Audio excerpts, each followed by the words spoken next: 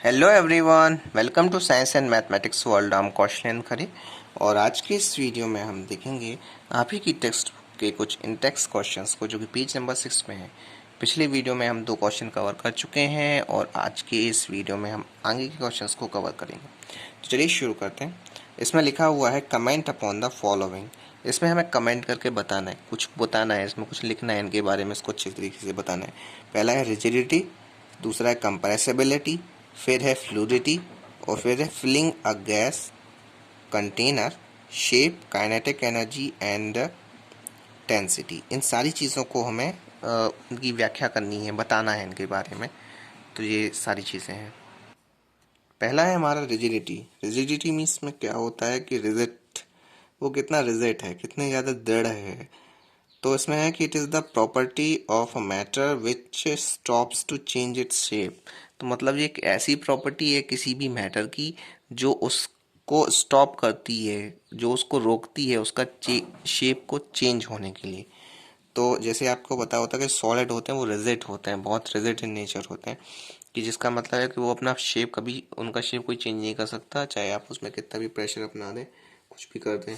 तो सॉलिड्स जो होते हैं वो रिजिड होते हैं। तो ये रिजिडिटी मीन्स होता है कि एक ऐसी प्रॉपर्टी किसी मैटर की जो उसे स्टॉप करती है उसका शेप चेंज करने से। अब दूसरा लिखा है कंप्रेसिबिलिटी। कंप्रेसिबिलिटी क्या है? कंप्रेसिबिलिटी है it is the property of matter, ये मैटर की वो प्रॉपर्टी है in which its volume is decreased by applying force. इसका मतलब है कि ये एक ऐसी प्रॉपर्टी है किसी भी मैटर की जो क्या करती है कि उसका जो वॉल्यूम है वो चेंज हो सकता है यदि अपन लोग फोर्स अप्लाई करते हैं। तो यदि आपने देखा होगा कि कोई भी चीज़ है, जैसे फॉर्म भी है, तो फॉर्म को यदि जो फॉर्म होता है ना, वही वाला फॉर्म, तो वो फॉर्म को यदि आप अपना प्रेशर देते हो, दबाते हो, तो वो दब जाता है। तो उसको कंप्रेसिबल इन नेचर, कंप्रेस होता है, कंप्रेस हो सकता है। तो इस तरह से होता है। लेकिन जो सॉलिड होते हैं वो कभी भी कंप्रेस नहीं होते और लिक्विड हो सकते हैं थोड़े से, ये हमने पिछले क्वेश्चन में भी देखा था। और जो गैसेस होते हैं वो हाईली कंप्रेसिबल इन नेचर है। तो ये भी आप लिख सकते हैं कि solid are not compressible in nature, liquid can be compress, slightly compress, but gases are highly compressible in nature. ये आप लिख सकते हैं इसमें।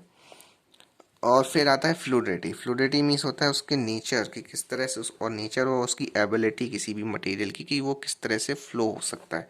तो ये है हमारी फ्लूइडिटी।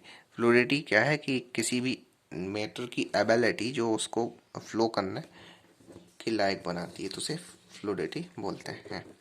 अब इसका है शेप, नहीं, filling a gas in container. मतलब आप किसी भी गैस को कंटेनर में कैसे भर पाओगे। तो इसमें कह रहे हैं कि यदि आप किसी on filling a gas takes the shape of container, जब आप किसी भी गैस को उसके कंटेनर में भरते हैं तो वो उसी का शेप ले लेती है। अब है शेप। तो शेप क्या होता है? शेप का मतलब होता है हैविंग डिफरेंट डेफिनाइट बाउंड्रीज, जिसकी बाउंड्रीज जो है वो डेफिनेट हो, निश्चित हो, तो उसको बोलते हैं शेप, कि वो प्रॉपर शेप में है। अब आता है काइनेटिक एनर्जी। काइनेटिक एनर्जी वो एक बहुत ही इम्पोर्टेंट कॉन्सेप्ट है। ये आप आगे भी बहुत ही अच्छी तरीके से पढ़ेंगे अपनी 9th क्लास की बुक में कि काइनेटिक एनर्जी क्या होती है। तो काइनेटिक एनर्जी क्या है? इट इज़ द एनर्जी, एक वो एनर्जी है possessed by the particles of matter due to its motion. जो किसी भी एनर्जी, एक ऐसी एनर्जी है जो पार्टिकल्स के द्वारा पॉसेस्ड की जाती है, महसूस की जाती है, समझ में आती है ड्यू टू इट्स मोशन, जब वो मोशन में होते हैं। मतलब वो जब वो गति कर रहे होते हैं, चल रहे होते हैं या कुछ भी मूवमेंट कर रहे होते हैं, तो उस टाइम पे जो वो जो एनर्जी पॉजेस करते हैं, जो एनर्जी उनमें होती है, उसको बोलते हैं काइनेटिक एनर्जी। काइनेटिक एनर्जी एक बहुत ही इंपॉर्टेंट कॉन्सेप्ट है जो आप आगे के चैप्टर्स में पढ़ोगे। अब चलते हैं, एक लास्ट ही चीज़ बची हुई है डेंसिटी। तो डेंसिटी को हम लोग पहले भी डिस्कस कर चुके हैं कि डेंसिटी क्या होती है। Mass per unit volume is called density. तो ये था हमारा question number second. I hope आपको समझ में आ गया होगा। अब यहाँ पे चलते हैं क्वेश्चन नंबर 3 पर। क्वेश्चन नंबर 3 में है कुछ रीजंस देने हैं हमें इन क्वेश्चंस के लिए। तो चलिए देख लेते हैं। इसमें पहला जो क्वेश्चन है वो रहा कि a gas fills completely the vessel in which it kept।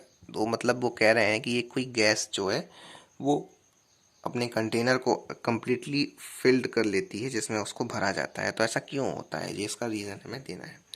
तो इसका आंसर सिंपल सा है कि the force of attraction between particle of gas is negligible. तो इसका मतलब है कि जो फोर्स ऑफ अट्रैक्शन होता है किसके बीच में, पार्टिकल्स ऑफ गैस, गैस के जो पार्टिकल्स होते हैं उनके बीच में जो फोर्स रहता है वो बिल्कुल ही नेग्लिजिबल होता है, बिल्कुल ना के बराबर होता है। तो बिकॉज ऑफ दिस, इसके कारण क्या होता है, particles of gas move in all direction. इसके कारण जितने सारे पार्टिकल्स हैं गैस के वो सारे डायरेक्शंस में बह सकते हैं, फ्लो कर सकते हैं। दस a gas फिल्स the vessel completely in which it kept. इसीलिए जब भी उसे किसी वेसल में भरा जाता है तो वो क्या करता है, वो उसे कम्प्लीटली फिल कर देता है, पूर्ण रूप से भर देता है। ये है हमारा रीज़न कि क्यों यदि आप किसी गैस को किसी वेसल में भरेंगे तो उसको पूरा भर लेगी, तो ये है कारण उसका। अब क्वेश्चन नंबर 2 है बी नंबर का। इसमें है कि a gas exert pressure on the walls of the container. तो जो गैस है वो क्या है कि जो वॉल्स है कंटेनर की उस पर प्रेशर डालती है। तो ऐसा क्यों है, तो ये इसका आंसर हमें देना है। तो इसका आंसर है कि the particle of gas moves randomly in all direction. जो गैसेस के पार्टिकल होते हैं वो मूव कर सकते हैं रैंडमली, एक करके हर डायरेक्शन में, एट हाई स्पीड, बहुत ही हाई स्पीड पे।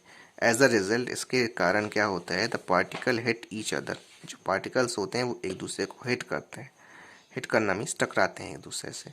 So and also hits the ball of the container, और इसके कारण वो बॉल से भी टकराते हैं उसी फोर्स के कारण से, विद द फोर्स। इसीलिए जो गैसेस होती हैं वो प्रेशर डालती हैं किस पे, जो वॉल्स होती हैं कंटेनर की उस पर। तो ये था हमारा question number 2 B. I hope आपको समझ में आ गया होगा। चलते हैं सी नंबर के क्वेश्चन पे। इसमें कह रहे हैं कि a wooden table should be called solid. Wooden table को सॉलिड कहते हैं, लिक्विड क्यों नहीं कहते, ये क्वेश्चन। तो इसमें कह रहे हैं a wooden table has a fixed shape. अब वुडन टेबल है ना, उसका शेप जो होता है वो फिक्स्ड होता है, एंड फिक्स्ड वॉल्यूम, उसका वॉल्यूम भी फिक्स ही होता है। इसीलिए, और जो कि मैन कैरेक्टरिस्टिक हैं किसी के लिए, सॉलिड के लिए, also wooden table should be called solid. इसीलिए जो वुडन टेबल होती हैं उसको सॉलिड कहते हैं क्योंकि उसका फिक्स्ड शेप होता है और फिक्स्ड वॉल्यूम होता है। अब इसमें कह रहे हैं कि we can easily move our hand. हम लोग अपना हाथ को अच्छी तरीके से मूव कर सकते हैं हवा में, ऐसे ऐसे हम लोग मूव कर सकते हैं ना, कोई भी चीज़ को ऐसे हाथ को हवा में तो कर सकते हैं।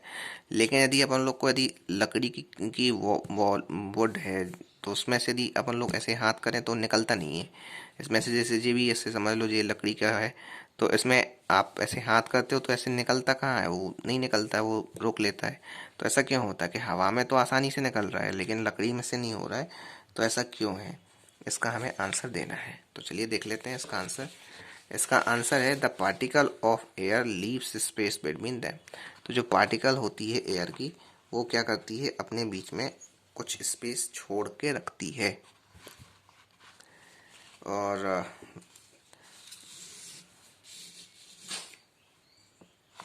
स्पेस बिटवीन दैम, उसके बीच में स्पेस होता है। ऑन द अदर हैंड, दूसरे तरफ क्या होता है, जो आपकी जो वुड है, लकड़ी है, उसके बीच में क्या है, would has a little space between its particle. Would में बिल्कुल ही थोड़ा सा स्पेस होता है, और also it is a rigid, और वो रिजिड भी है।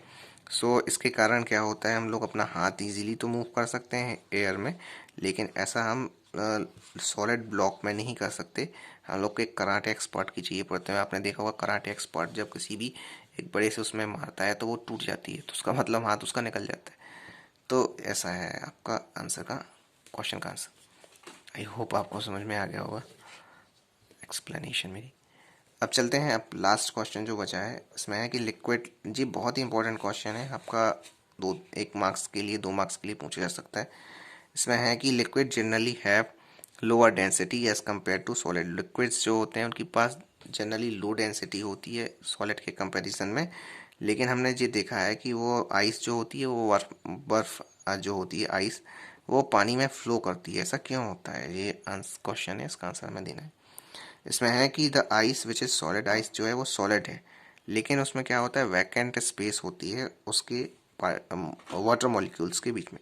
इसीलिए जब आइस को क्या करता है, making ice lighter than the water, तो वो आइस को वाटर से हल्का बना देता है, इसीलिए जो आइस होती है वो पानी में तैर सकती है। सिंपल सा है कि जो आइस होती है वो सॉलिड है, लेकिन उसके बीच में क्या होता है, वैकेंट स्पेस होता है, बहुत सारा स्पेस रहता है उनके पार्टिकल्स के बीच में। ठीक है, उसके वाटर मॉलिक्यूल्स के बीच में बहुत सारा वैकेंट स्पेस होता है, जो आइस को लाइटर बनाता है पानी से, इसीलिए पानी के ऊपर जो आइस होती है वो तैर सकती है। तो ये थे हमारे क्वेश्चंस। आई होप आपको समझ में आ गए होंगे। और भी क्वेश्चंस के लिए प्लीज़ हमारे चैनल को सब्सक्राइब कर लें और इसे अपने दोस्तों के साथ भी शेयर करें। वीडियो को लाइक ज़रूर से कर दें और कमेंट करके ज़रूर बताएं कि आपको ये वीडियो कैसा लगा और आप क्या देखना चाहते हैं। मिलते हैं अगले वीडियो में। गुड बाय, जय श्री राम।